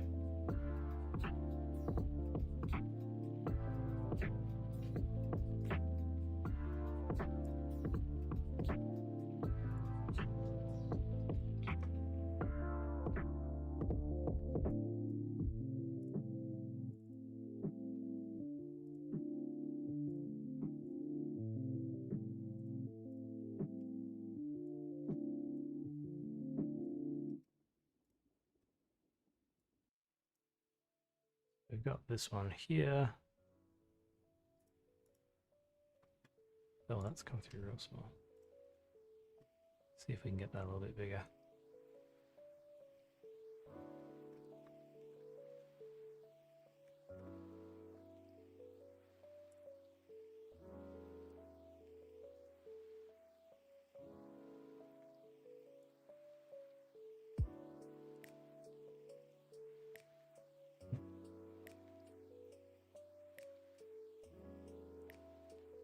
Great, there we go.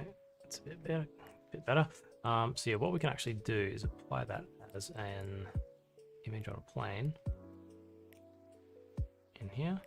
Just as simple as going add image as planes, drag our image through there, and what that will do is give us this, which is literally what it said, is an image on a plane like that. And then we can come through here, and instead of this being a principled shader, we can make it an emission shader, which will then mean that our image kind of projects its color all the way through the scene. So we can obviously color adjust this a little bit more, but it means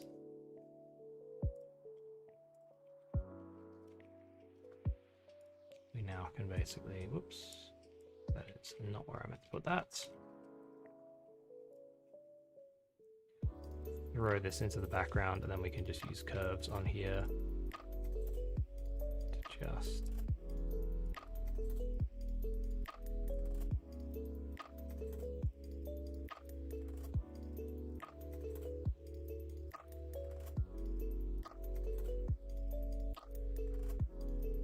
tweak it a little bit, make it kind of match our backdrop. So it's a pretty cheap little trick, and again, it's something that you can do in Photoshop quite easily. But the nice thing about this is if you do, for instance, have any reflections or anything like that, then this kind of stuff will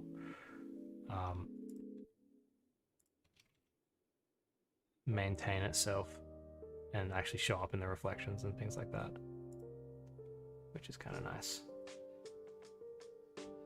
And actually, while we're here, just because we can, why don't we add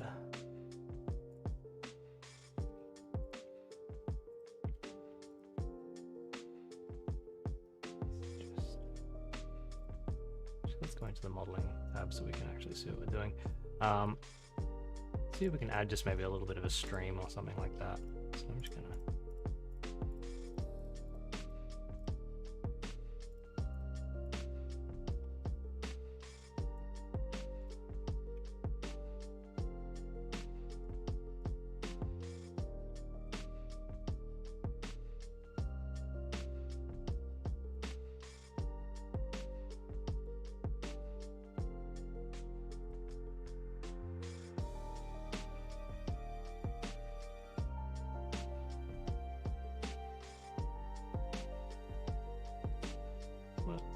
subdivide this a couple of times.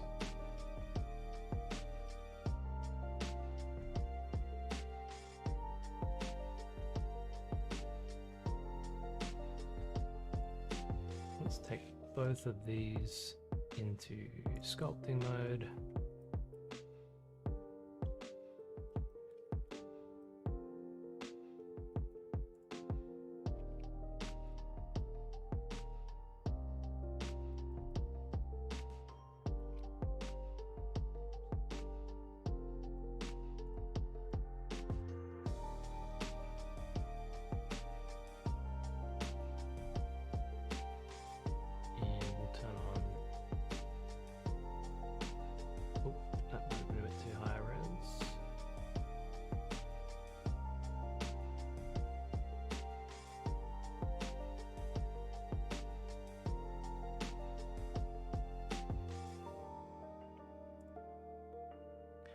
Definitely too high resolution on the Dino Topo, so we'll just wait for that to catch up with itself. There we go. Let's say 5.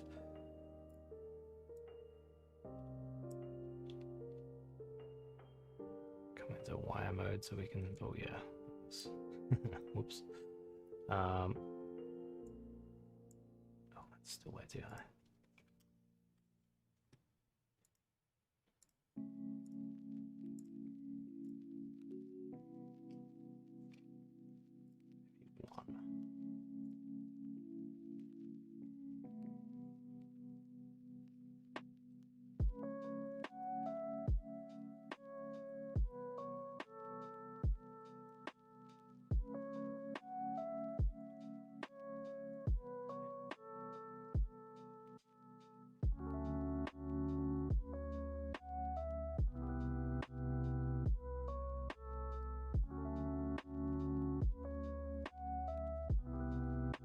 This up a little bit, and then we will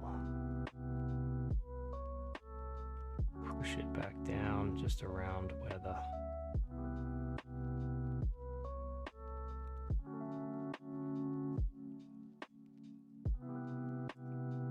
stream was here. Oops, we missed.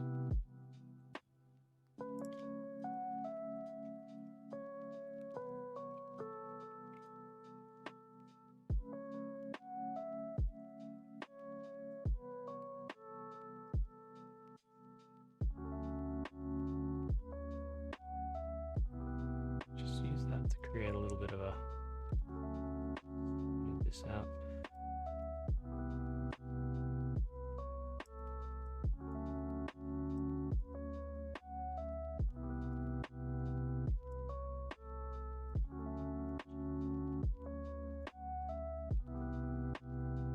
A little bit of a creak or something through there. Might just have to move a couple of other objects around a bit, but it's no big deal.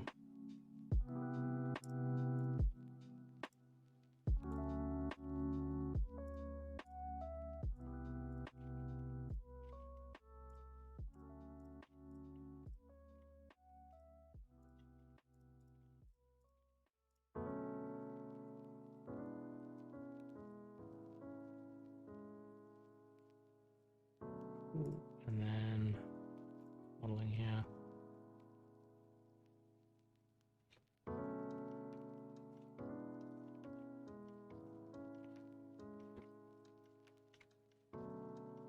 I mean, the really simple way of making water in here is to just add a very, very glossy flat texture.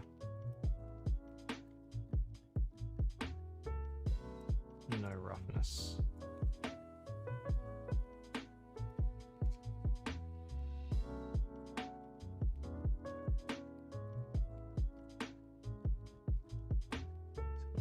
Sculpting, but you can kind of move the camera just over here so we can see it, see what it's doing, and get some nice kind of reflections off that. And if we add a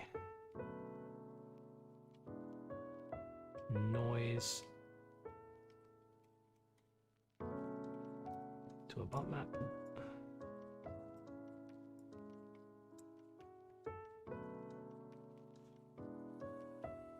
oh, that's the wrong type of noise, sorry. Just a regular noise texture, not a white noise texture.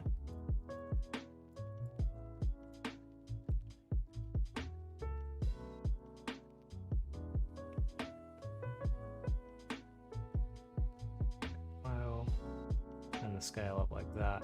Turn the strength of the bump map down.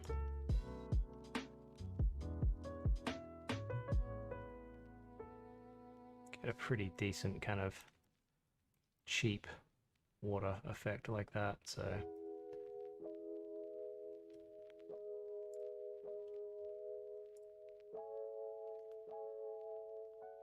let's just move this up a bit. That, and then let's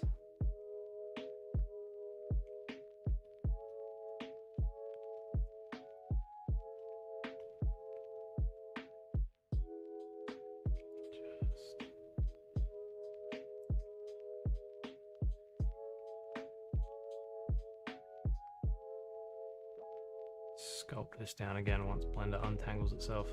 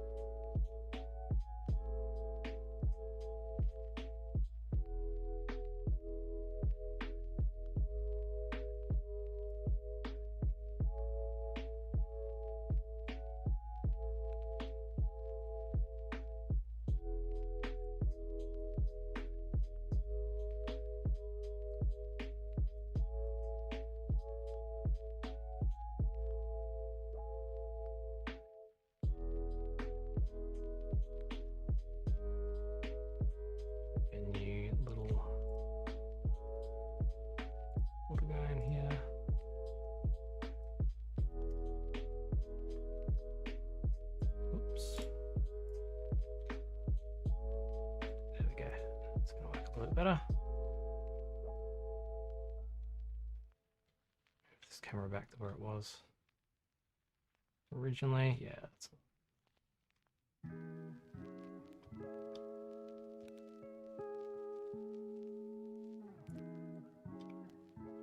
oops, don't select everything. Yeah, so that's kind of, you know, getting us to a pretty good spot. Very, very simple water. There are other ways to make water that's a little bit more realistic and stuff like that, but from this particular angle, that works pretty well. Let's just do another save of that. And yeah, we'll leave that there for this week because we are at our time limit.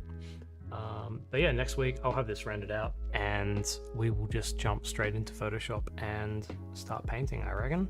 Just working around and getting those extra little bits of finish in there and stuff like that. So we'll have to do a fair bit of work on the ground plane to kind of transfer in some nice detail there, and then a few more narrative elements that we want to paint in. But yeah, so we'll leave it there for this week. So thanks for hanging out and asking some good questions in the chat as well. And yeah, I will see everyone same time next week.